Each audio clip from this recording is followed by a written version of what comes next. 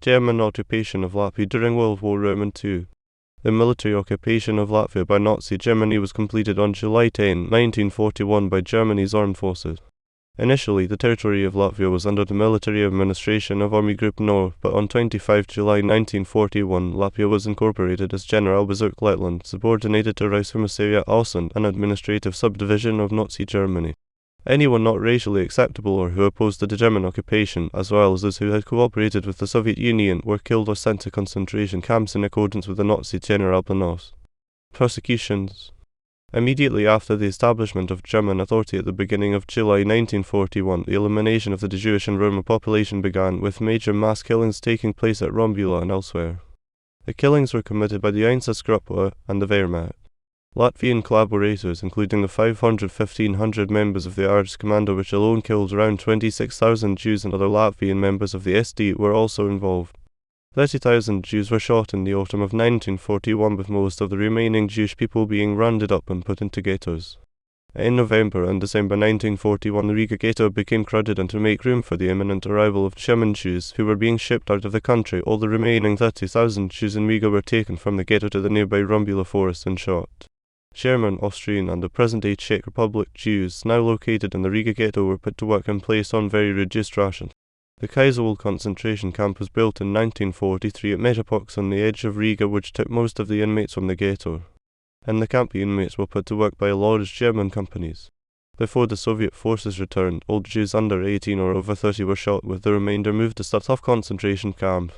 During the years of Nazi occupation, special campaigns killed 90,000 people in Latvia, approximately 70,000 of whom were Jews and 2,000 Gypsies.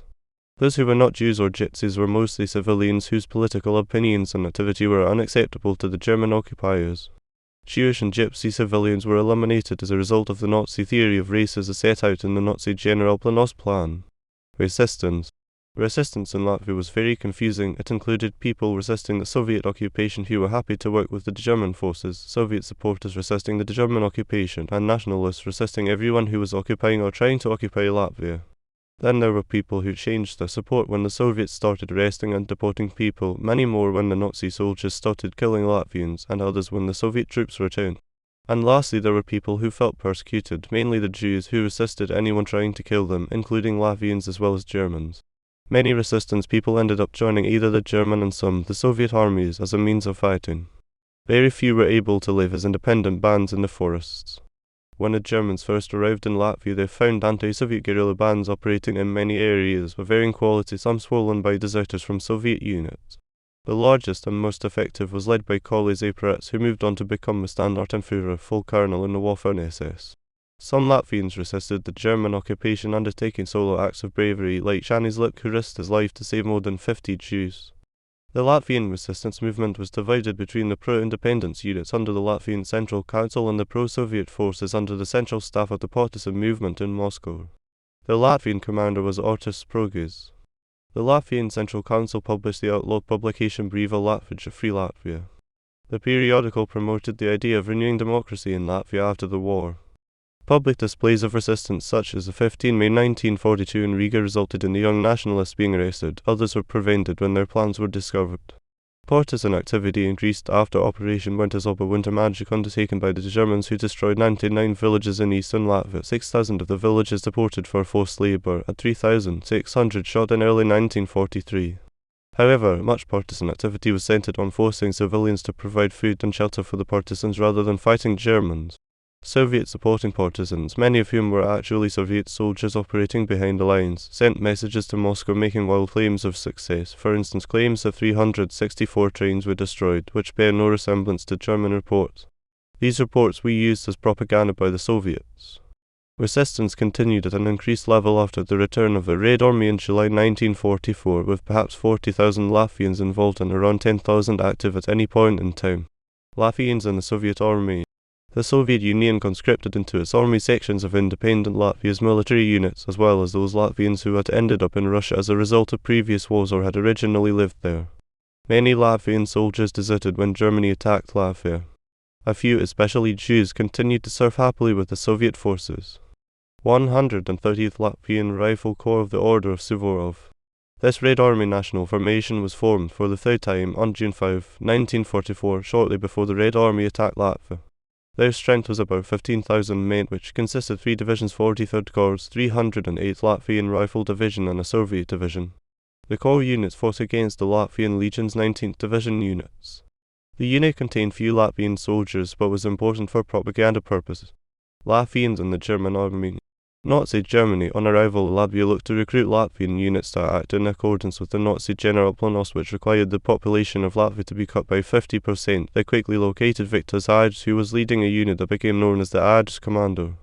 It became infamous for its actions against the Jewish population, such as the burning of the Riga synagogues with people still inside, and being active in the Rumbula massacre, the 500 men executing an estimated 26,000 Jews, Gypsies and others deemed undesirable.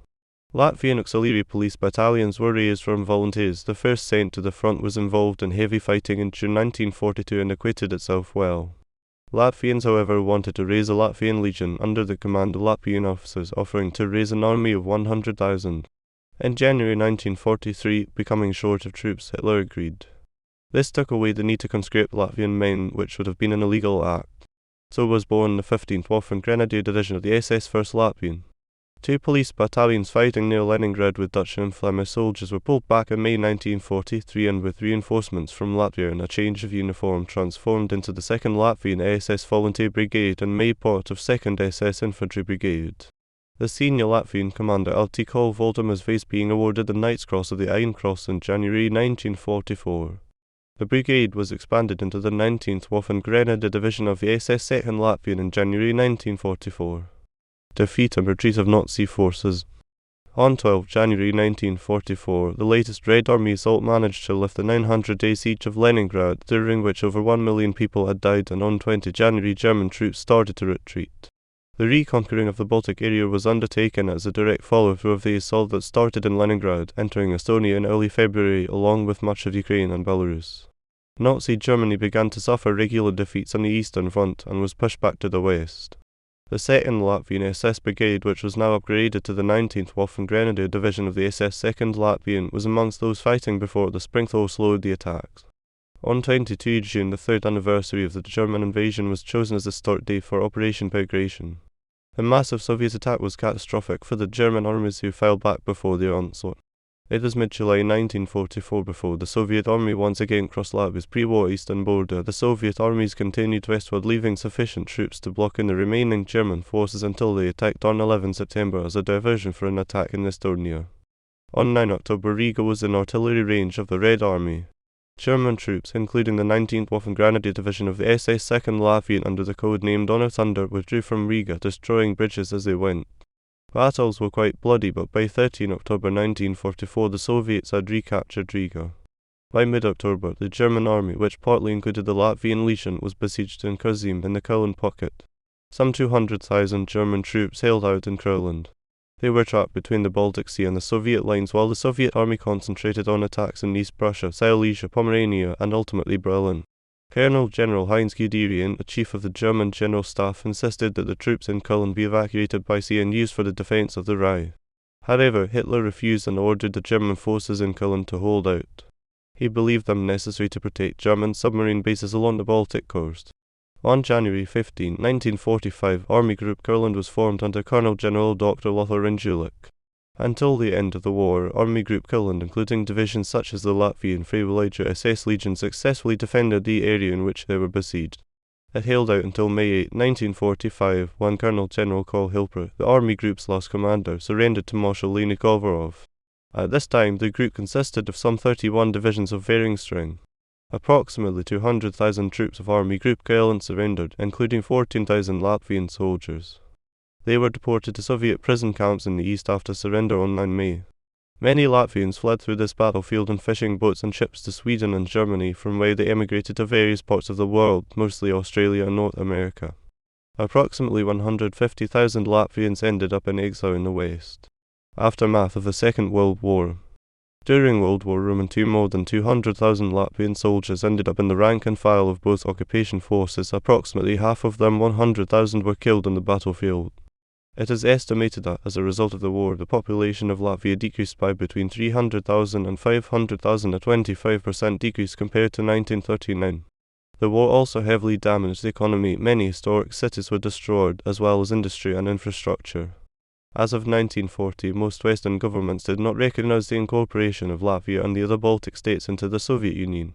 The only exception was Sweden, which returned the members of the Latvian Legion, who had ended up in Sweden at the end of the war, to the USSR, and handed the diplomatic representative offices of the Baltic countries in Stockholm to the USSR. After the war, the United States applied the most persistent pressure on the Soviet Union regarding the Baltic states' wish for independence. Throughout the entire period of occupation, the Embassy of Independent Latvia continued to function in Washington, District of Columbia, and London.